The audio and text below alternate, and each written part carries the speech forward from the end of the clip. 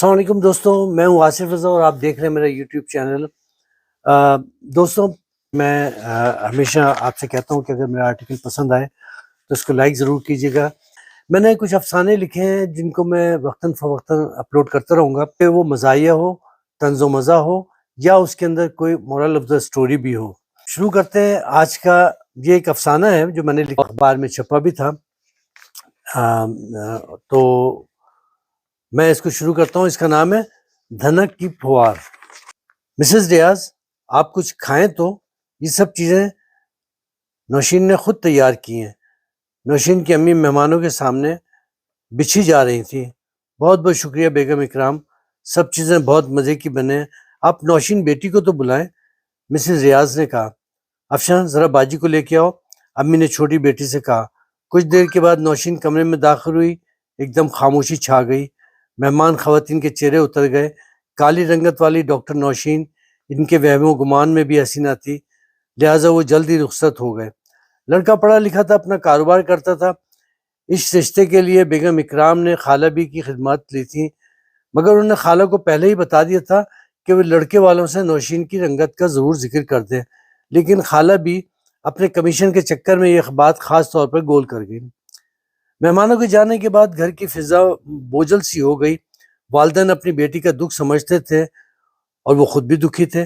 وہ بچپن سے اس کے زخم پر اپنی باتوں کا مرہم لگاتے آئے، مگر آج انہیں اپنا مرہم بے اثر نظر آ رہا تھا۔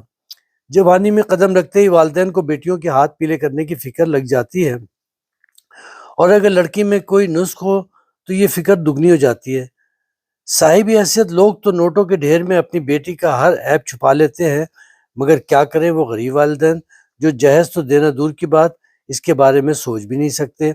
ان کے نزدیک تو زندگی کی بنیادی ضرورتوں کو پورا کرنا ایک کٹھن کام ہوتا ہے۔ آج کے واقعے کے بعد نوشین نے صاف الفاظ میں کہہ دیا کہ وہ ایک پڑھی لکھی لڑکی ہے، اس لیے وہ اب دوسروں کے سامنے اپنے آپ کو کسی چیز کی طرح پیش نہیں کرے گی، چاہے شادی ہو یا نہ ہو۔ کچھ عرصے کے بعد حسب سابق نوشین اور اس کے گھر والے اپنے اپنے کاموں میں مصروف ہو گئے، مگر یہ بات نوشین کے ذہن کے کسی کونے میں رہ گئی کہ وہ ایک بار مسترد کر دی گئی ہے۔ اب وہ اپنا بیش قیمت وقت اسپتال میں گزارتی تھی، شاید اس طرح مریضوں کی خدمت کر کے اس کو تسکین ملتی تھی۔ حسب معمول آج بھی اسپتال میں کافی رش تھا۔ نوشین صبح سے 2 آپریشن کر چکی تھی اور بری طرح تھک چکی تھی۔ وہ گھر جانے کی تیاری کر رہی تھی کہ ایک کار ایکسیڈنٹ کا کیس آ گیا۔ زخمی کی حالت بہت نازک تھی۔ نوشین اپنی تھکن بھول چکی تھی۔ زخمی کے گھر والوں کو اطلاع دی جا چکی تھی۔ زخمی کی حالت کو دیکھتے ہوئے فوراً آپریشن کا فیصلہ کیا گیا۔ آپریشن میں 4 گھنٹے لگ گئے۔ یہ نوشین کی زندگی کا مشکل ترین آپریشن تھا۔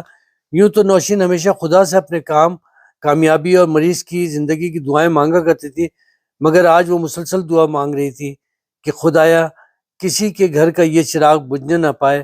بالآخر اللہ نے نوشین کی سن لی۔ وہ آپریشن تھیٹر سے باہر نکلی تو وہاں موجود زخمی کے اہل خانہ خوف زدہ کھڑے تھے۔ بہنوں کی آنکھوں میں خوف نمایاں تھا کہ اگر بھائی نہ رہا تو ان کی چادر کی حفاظت کون کرے گا۔ ڈاکٹر نوشین کو دیکھ کر سب بدھ بن گئے۔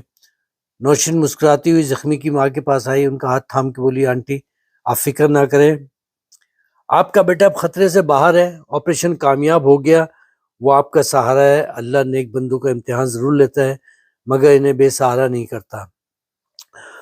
وہ خاتون نوشین کے ہاتھ پکڑ کر دیوانہ وار چومنے لگیں۔ وہ بار بار کہہ رہی تھی، بیٹی مجھے معاف کر دو، میں تمہاری گناہ گار ہوں، شاید تم نے مجھے نہیں پہچانا۔ نہیں آنٹی ایسا نہ کہہ رہے، میں نے آپ کے بیٹے کو پہچان لیا تھا، وہ آپ کے ساتھ ہمارے گھر آئے تھے، مگر آج میں نے جو کیا وہ میرا فرض تھا، اس دن آپ نے جو کیا وہ آپ کا حق تھا۔ مجھے آپ لوگوں سے کوئی شکایت نہیں۔ یہ کہہ کے نوشین اپنے آنسو ضبط کر کے کمرے میں آ گئی۔ پھر وہ اپنے آنسوؤں کو مزید روک نہ سکی، نڈھال ہو کے کرسی پہ گر گئی۔ سورج ڈھلنے کے بعد جب وہ گھر پہنچی تو امی اس کے انتظار میں جاگ رہی تھیں۔ نوشین بہت تھکی ہوئی تھی، بستر پہ لیٹتے ہی وہ نیند کی وادی میں کھو گئی۔ صبح دیر تک سوتی رہی۔ آنکھ کھلی تو نہا دھو کے کپڑے بدلے، اب وہ خود کو تازہ دم محسوس کر رہی تھی۔ میں اس کی چھوٹی بہن افشاں نے آ کے اسے بتایا، امی بلا رہی ہیں، کچھ مہمان آئے ہیں۔ وہ جلدی سے تیار ہو کر آئی، ڈرائنگ روم میں پہنچی تو سامنے مسز ریاض کو دیکھ کے حیران رہ گئیں.